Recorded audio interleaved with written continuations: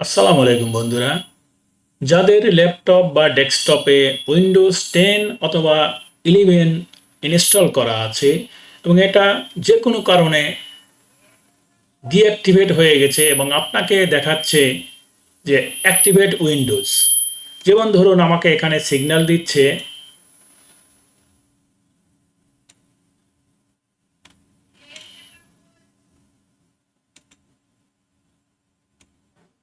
Activate Windows, এবং এটা আপনি কিভাবে অ্যাক্টিভেট করবেন তাদের জন্য আমাদের আজকের এই ভিডিওটি। প্রথমেই দেখে নিব আমার এই ল্যাপটপ বা ডেস্কটপ কোন ভার্সনের, 11 না 10। আমরা চলে যাব ডিসপ্লে সেটিং, এরপরে এখান থেকে অ্যাবাউট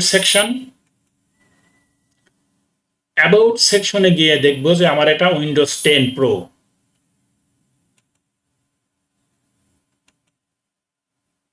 এডিশন উইন্ডোজ 10 প্রো।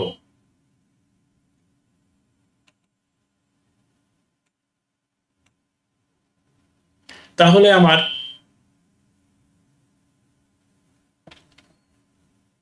এই ল্যাপটপের বা ডেস্কটপের উইন্ডোজকে অ্যাক্টিভেট করার জন্য আমার উইন্ডোজ 10 অ্যাক্টিভেটর ইউজ করব।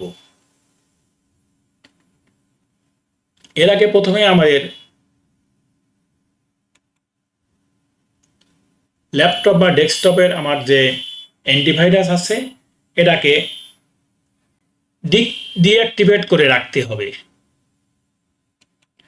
তাহলে আমরা প্রথমে চলে যাই সেটিংসে, সেটিংস থেকে update and security,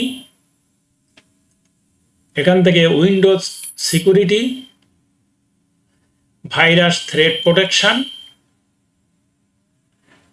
virus threat প্রোটেকশনে আমরা এখানে ম্যানেজ সেটিংসে ক্লিক করব এবং এখানে যে কয়েকটি অপশন অন করা আছে আমরা এগুলাকে কিছু সময়ের জন্য অফ করে রাখব।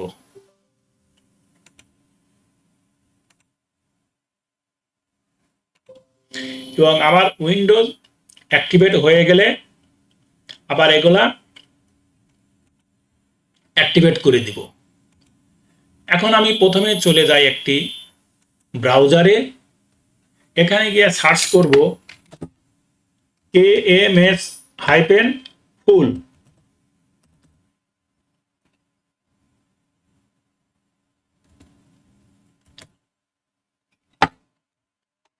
প্রথমে যে লিঙ্কটি পাবো KMS-full-KMS স্পাইসো activator for Windows and Office product, এটাতে ক্লিক করি।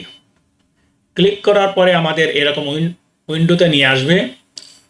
এখান থেকে আমাকে সিলেক্ট করতে হবে যে আমার ল্যাপটপ বা ডেস্কটপের উইন্ডোজের ভার্সন কত। যেহেতু আগেই দেখেছি উইন্ডোজের ভার্সন 10, সুতরাং এখান থেকে আমরা উইন্ডোজ 10 অ্যাক্টিভেটর সিলেক্ট করে দিব।